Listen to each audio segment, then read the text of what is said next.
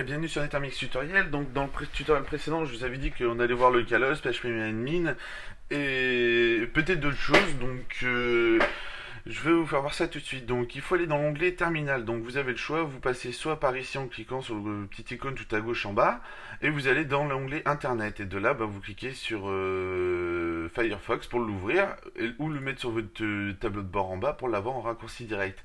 Autrement, vous allez dans Système et vous ouvrez le terminal. Donc pareil, clic droit, affiché dans le tableau de bord pour pouvoir l'avoir donc sur votre tableau de bord. Donc on ouvre notre terminal. Voilà, donc on fait /etc/ init.d /mysql start. Donc voilà, donc maintenant nous allons faire un apt-get install php myadmin. Voilà, nous voyons les paquets qui se décompressent. Donc ici on veut configurer nous le db common, on clique sur yes, donc enter. Donc là il nous demande un mot de passe. Donc là moi ça va être facultatif, vous écrivez l'inverse de route, TOOR, donc l'inverse de route. Voilà, vous descendez avec un coup sur la petite flèche de votre panel pour descendre sur le OK, puis Entrée. Donc là, il demande un mot de passe pour l'application de php-myadmin. Donc, on tape toujours l'inverse de route TOOR. On fait une flèche en bas et on fait OK. Donc, on tape le même mot de passe, encore, donc l'inverse de route, et on fait OK. La chose très importante, pour ne pas se faire avoir, nous allons sélectionner la page. Donc là, on pourrait croire qu'il est sélectionné. Donc pour le sélectionner, vous faites espace, voilà, la grande barre espace, donc sur votre clavier. Donc ça va mettre le petit astérix à l'intérieur. Donc une fois que vous avez fait la barre espace, tout simple, il y a juste à cliquer sur Enter. php-myadmin se décompresse. Voilà. Donc pour le vérifier, nous allons faire un cd, un etc. Voilà, et là nous allons faire un ls. Donc ls permet de voir le contenu de notre fichier. Donc voilà, comme là vous voyez le contenu du fichier. Donc nous pouvons voir ici à cet endroit-là php-myadmin qui était bien installé. Tout à l'heure nous verrons que la désinstallation de php-myadmin, et nous verrons qu'avec ls, php-myadmin ne se trouve plus ici. Donc il y a une autre commande aussi que je vais vous faire voir très rapidement qui est comme ls mais qui est ll, qui permet de voir les droits attribués aux utilisateurs. Comme là nous pouvons voir, donc on va prendre php-myadmin, nous pouvons voir qu'il est en droit root. Donc c'est bon. Donc voilà pour gérer vos droits. Si vous voulez gérer vos droits, donc il faudra utiliser d'autres commandes pour pouvoir justement attribuer les droits sur root, exemple votre nom d'utilisateur dedans. Donc pour revenir en arrière, vous faites du moins un clear. Voilà, comme ça c'est tout clear. Donc php-myadmin étant installé, donc nous allons voir php-myadmin. Donc, avant de voir php-myadmin, parce que vous devrez peut-être avoir une erreur si vous allez sur Conqueror ou sur Firefox, vous tapez dans votre barre de navigateur localhost et php-myadmin, vous devez peut-être avoir une erreur. Donc si vous avez l'erreur, c'est tout simple, il suffit de faire un etc /init.d /apache2 start. Voilà. Ah mince, il n'a pas pris le 2. Alors c'est le clavier, voilà, donc init.d /apache2 start. Donc là, nous voyons bien que Apache est running. Donc si vous avez utilisé ce que je viens de tout vous faire voir, avec vous avez lancé Apache et qu'Apache est start, bon ça passe bien. Donc vous pouvez faire aussi un ETC, mais nous l'avons fait au départ de normalement, donc ça passe. Donc vous faites etc /initd /mysql, donc start.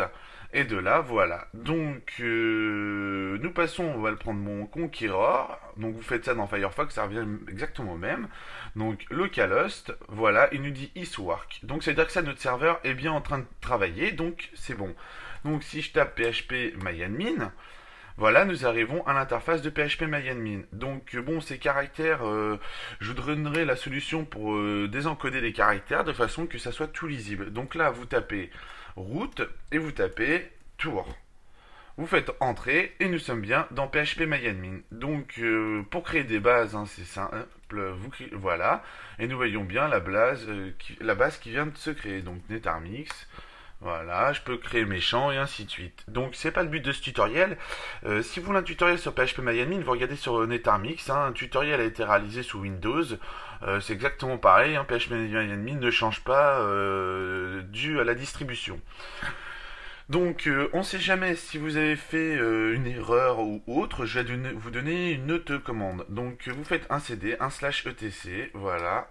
Et là, vous faites un ls. Donc, nous avons vu tout à l'heure que nous avons bien un PHP-MyAdmin qui se trouve ici. Donc, imaginons que vous avez une erreur parce que vous avez fait une erreur, vous avez changé trop de configuration. Donc, moi, on m'a posé la question comment faire. Donc, d'où j'ai réalisé ce tutoriel sur PHP-MyAdmin. Donc, voilà. Donc, pour ce faire, vous faites apt-get, apt-get, voilà. Vous faites espace et deux tirets, donc deux moins, et vous mettez purge et espace remove php myadmin. Donc vous pouvez dire merci à Nefast, à qui j'ai fait le tutoriel pour justement installer ça, parce que il a eu des problèmes dus à la retoucher un petit peu partout. Donc quand on connaît pas trop, ça peut être compliqué. Donc après avoir passé 20 minutes à chercher le pourquoi du comment, fallait remove php-myadmin. Donc d'où ce tutoriel. Donc vous pouvez aller sur sa chaîne, qui est sur la colonne de droite de ma chaîne. Donc voilà, vous cliquez sur entrée. Et là, nous commençons la désinstallation. Donc là, vous mettez grand Y, donc majuscule grand Y. Vous faites entrer, voilà. Il nous dit déconfigurer le DB command, on fait yes. Voulez-vous purger la database de PHP-MyAdmin? Donc ça, c'est si vous voulez effacer toutes vos tables et vos bases de données. Je vais vous faire voir. Donc si vous mettez sur no, il n'y a pas de souci, ça va rien effacer. Si vous mettez sur yes, ça va effacer. Donc là, nous cliquons sur no, voilà. Donc là, nous allons vérifier que nous avons bien installé notre PHP-MyAdmin. Donc un cd, non, on est déjà dans le ETC. Donc on fait juste un ls. Et là, nous pouvons voir que le dossier PHP-MyAdmin n'existe plus. Donc il a bien été désinstallé. Mais par contre, nos bases sont toujours installées. Donc on refait la manipulation de départ. Un pt-get install php-myadmin. Voilà, il se réinstalle. Donc on refait yes. De là, vous écrivez tour, donc l'inverse de route. Voilà, on réécrit tour l'inverse de route et on réécrit tour l'inverse de route. On fait la barre espace pour pouvoir mettre le petit astérix et on fait entrer. Donc là, notre PHP-MyAdmin s'installe, il est bien installé, on fait un ls et de là, nous pouvons voir PHP-MyAdmin qui se retrouve ici. Donc j'espère que ce tutoriel vous a plu et dans le prochain tutoriel nous verrons comment créer sa page et faire une page personnalisée pour son PHP-MyAdmin. Donc voilà. Donc j'espère que ce tutoriel vous a plu, je vous dis à bientôt sur Netarmix Tutoriel.